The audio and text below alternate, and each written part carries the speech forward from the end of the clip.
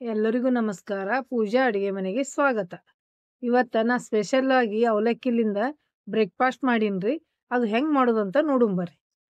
ಈಗ ಅದು ಮಾಡ್ಲಿಕ್ಕೆ ಬೇಕಾಗೋ ಸಾಮಗ್ರಿಗಳು: ಒಂದು ಬಟ್ಲ ಅವಲಕ್ಕಿ ತೊಗೊಂಡಿನ್ರಿ, ಒಂದು ಸೂಡ ಪಾಲಕ್ ಪಲ್ಯ ತೊಗೊಂಡಿನಿ, ಒಂದೆರಡು ಉಳ್ಳಾಗಡ್ಡಿ ತೊಗೊಂಡಿನಿ, ಒಂದೆರಡು ಡಬ್ಬು ಮೆಣಸಿನ್ಕಾಯಿ, ರುಚಿ ತಕ್ಕಷ್ಟು ಉಪ್ಪ, ಖಾರ ಪುಡಿ, ಕರಿಲಿಕ್ಕಿ ಎಣ್ಣೆ.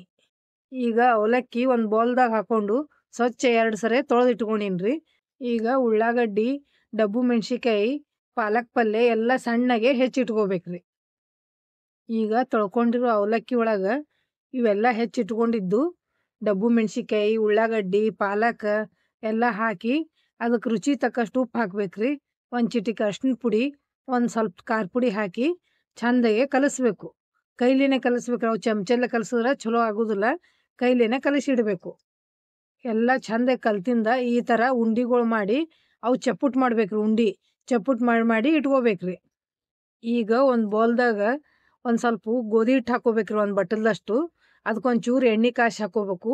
ಒಂದು ತಟ್ಟಕ್ಕೆ ಉಪ್ಪು ಹಾಕ್ಬೇಕ್ರಿ. ಹಾಕಿ ಚಂದ ಕಲಿಸ್ಬೇಕು. ಅಂದ್ರೆ ಅದು ಗಟ್ಟಿ ಕಲಿಸ್ಬಾರ್ದ್ರಿ, ಸೈಲೇ ಕಲಿಸ್ಬೇಕು. ಅಜ್ಜಿ ಹಿಟ್ಟಿನಕಿನ ಸ್ವಲ್ಪ ಸೈಲ್ ಕಲಿಸ್ಬೇಕು. ಈಗ ಎಣ್ಣೆ ಕಾಯ್ದದ, ಒಂದು ಸ್ವಲ್ಪ ಗ್ಯಾಸ ಸಣ್ಣ ಇಟ್ಟು ಆ ಗೋಧಿ ಹಿಟ್ಟಿನಾಗ ಇವು ಚಪ್ಪುಟನ್ನು ಮಾಡ್ಕೊಂಡಿವಲ್ಲ ಅವಲಕ್ಕಿವು, ಅದು ಎದ್ದು ಬಿಡ್ಬೇಕ್ರಿ. ಅದ್ರೊಳಗೆ ಬಿಟ್ಟು ಹಿಂದೆ ಮುಂದೆ ಎರಡೂ ಕಡೆ ಕೆಂಪಂಗೆ ಕರೀರಿ. ಇದೇ ಥರ ನಾವು ಪಾಲಕ್ ಹಾಕಿ ಮಾಡೀವ್ರಿ. ಇದೇ ಥರ ನೀವು ಸಬ್ಬಸಿಗೆ ಪಲ್ಯ, ಮೆಂತ್ಯ ಪಲ್ಯ, ಯಾವ್ದು ಪಲ್ಯ ಹಾಕಿದ್ರು ಮಾಡಿದ್ರೆ ಹುಡುಗರು ತಿಂತಾವ್ರಿ. ಗೊತ್ತಾಗೋದಿಲ್ಲ ಇವು ತಪ್ಪಲ ನಾವು ಇಂಥವೇ ಹಾಕಿವಿ ಅನ್ನೋದು ಗೊತ್ತಾಗೋದಿಲ್ಲ. ಟಮಾಟಿ ಸಾಸ್ ಹಚ್ಕೊಂಡು ತಿನ್ಬೋದು, ಇಲ್ಲ ಹಾಗೇನೋ ತಿನ್ಬೋದು. ಹಸಿ ಮೆಣ್ಸಿನ್ಕಾಯಿ ಹಾಕಿದ್ರು ಬರ್ತದೆ. ಇದಕ್ಕೆ ನಾವು ಖಾರ ಪುಡಿ ಹಾಕಿವಿ, ಅದಕ್ಕೆ ಹಸಿ ಮೆಣ್ಸಿನ್ಕಾಯಿ ಹಾಕಿದ್ರು ಬರ್ತದ್ರಿ. ಭಾರಿ ಟೇಸ್ಟ್ ಆಗ್ತದ್ರಿ. ನೀವು ಒಮ್ಮೆ ಮಾಡಿ ನೋಡ್ರಿ, ತಿಂದು ನೋಡ್ರಿ.